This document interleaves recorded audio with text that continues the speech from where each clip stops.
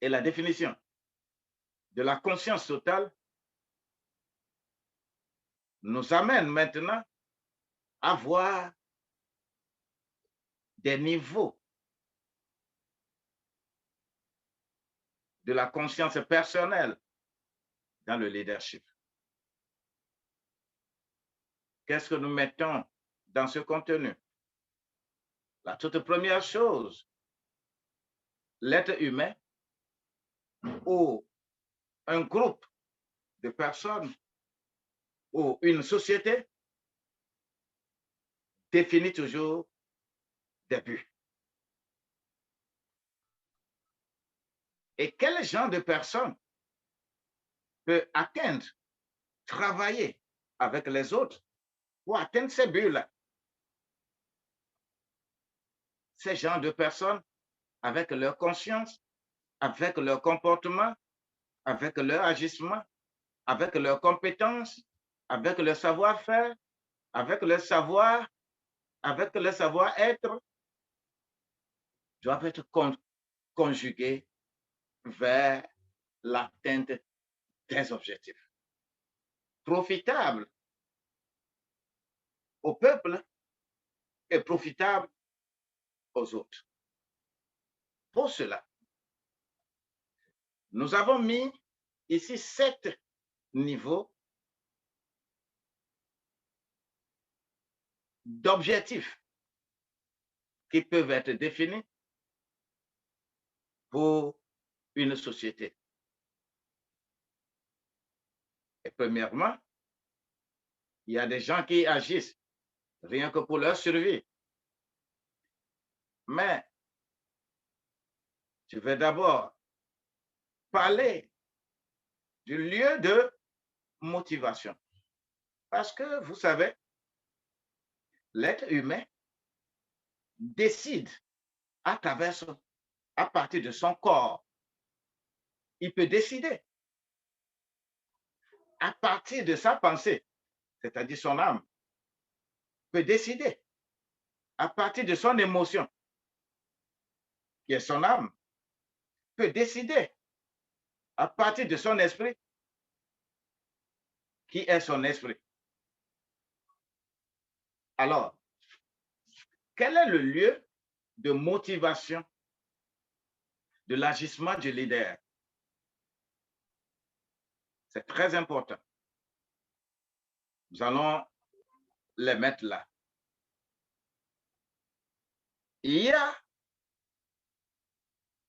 le niveau d'agissement, la motivation induit un état de conscience personnelle. Nous allons les mettre en correspondance avec ce que nous venons de mettre là.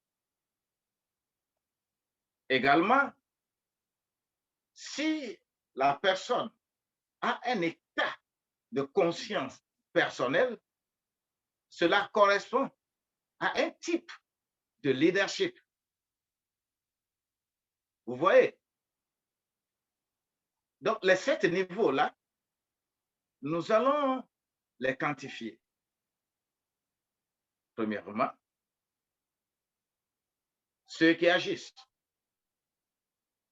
pour leur survie, ils agissent dans le physique.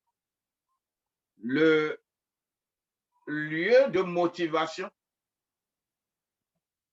de ces pareilles personnes, c'est leur physique qui les préoccupe. Ainsi, ces personnes agissent pour la survie physique de leur sécurité. Ah, ils veulent être en sécurité. Tu ne vas pas blaguer avec de telles personnes en lui arrachant sa terre, sa maison, sa voiture. Tu vas te créer des problèmes. Et ceux qui agissent pour leur survie physique, comment on les appelle? Ce sont des managers de crise. C'est le leadership correspondant. Donc, au niveau physique, ces gens s'agissent. Maintenant, il y a d'autres qui agissent à travers leurs émotions. Et ils sont si nombreux. Ils sont très émotionnels, émotifs. J'ai deux niveaux là-bas. Premièrement, c'est des gens qui agissent et qui développent des relations qui leur procurent un confort. C'est-à-dire, ceci m'appartient.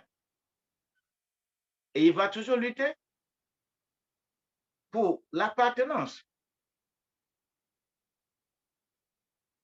Puisque c'est le but visé.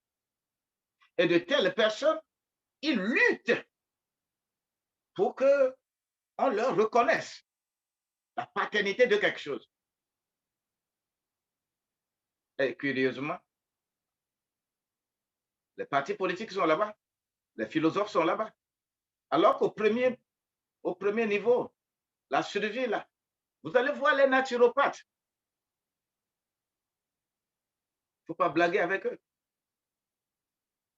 Mais au niveau de l'appartenance, nous avons les partis politiques, les courants philosophiques. Ce sont des managers paternalistes. OK.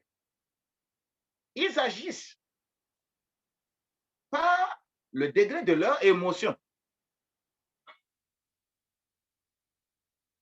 Si cela en est ainsi, je m'en vais à un troisième niveau. Il y a d'autres qui agissent et qui sont à la quête de la reconnaissance par l'expression de l'individualisme. Si tu ne lui reconnais pas que c'est lui qui sait bien faire, tu as des problèmes avec lui.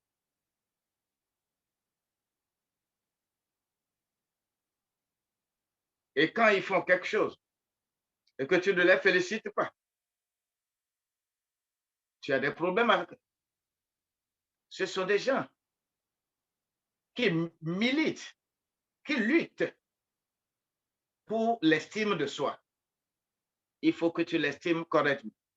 Si tu ne l'estimes pas, tu as des problèmes. À ce niveau, ce sont des managers organisateurs. Et chaque niveau correspond à des fonctions appropriées. Tout le monde est utile. Personne n'est à être jeté. Donc, ceux qui agissent de façon émotionnelle sont des managers organisateurs et des managers paternalistes. Il y a d'autres qui agissent par leur pensée. Ils décident. Leur décision a pour source leur pensée. Ils pensent que c'est comme ça. Et tu ne peux que leur rappeler cela. Si tu veux aller faire le contraire, tu serais en conflit avec eux. Alors,